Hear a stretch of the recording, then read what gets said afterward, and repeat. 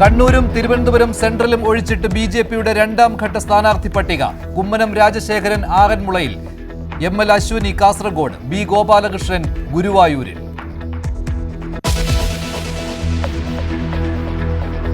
ആർ.ജെ.ഡിയിൽ പൊട്ടിത്തെറി. V. Surendran Pillai party വിട്ടു. 2 പാർട്ടികളിൽ നിന്ന് ഓഫറുണ്ടെന്ന് സുരേന്ദ്രൻപിള്ള.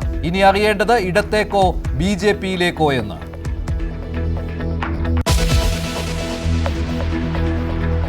കോണി കൈവിടാതെ അബ്ദുറഹ്മാൻ രണ്ടത്താണി. മുസ്ലിം ലീഗിൽ തുടരും. അനുനയിപ്പിച്ചത് പാണക്കാട് തങ്ങൾ. വിഷയങ്ങൾ നേതൃത്വത്തെ അറിയിച്ചെന്ന് രണ്ടത്താണി.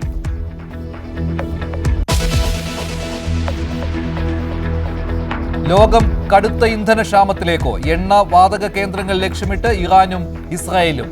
ഇറാൻ എല്ലാ അതിരുകളും ലംഘിക്കുകയാണെന്ന് ഖത്തർ. യുദ്ധം മുന്നോട്ട് കൊണ്ടുപോകാൻ വൈറ്റ് ഹൌസിനോട് 20,000 കോടി രൂപ ആവശ്യപ്പെട്ട് പെന്റഗൺ.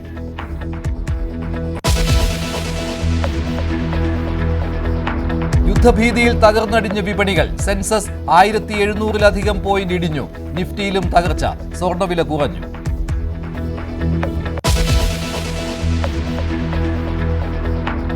ഡോക്ടർ വന്ദനാദാസ് കൊലക്കേസിൽ ശിക്ഷാവിധി ഉടൻ. പ്രതി സന്ദീപിന് പരമാവധി ശിക്ഷ നൽകണമെന്ന് പ്രോസിക്യൂഷൻ. വിധി പറയുന്നത് കൊല്ലം സെഷൻസ് കോടതി.